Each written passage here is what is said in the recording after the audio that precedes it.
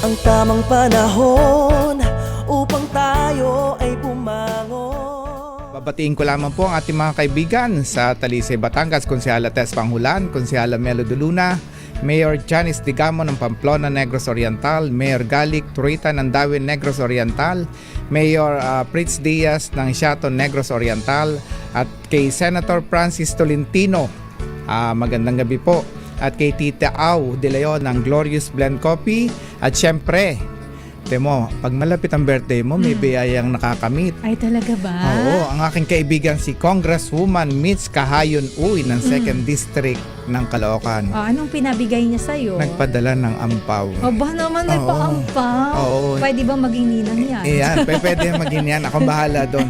At ating kakausapin yan. Kay Police Lieutenant Jess Calderon ng Batangas PPO, kay Maring LB Orlanes, magandang gabi, kay Ma'am Ami Candelario, at kay Luna mula sa Canada, at sa aking kapatid mula sa Libya, Kuya Ray Pesigan.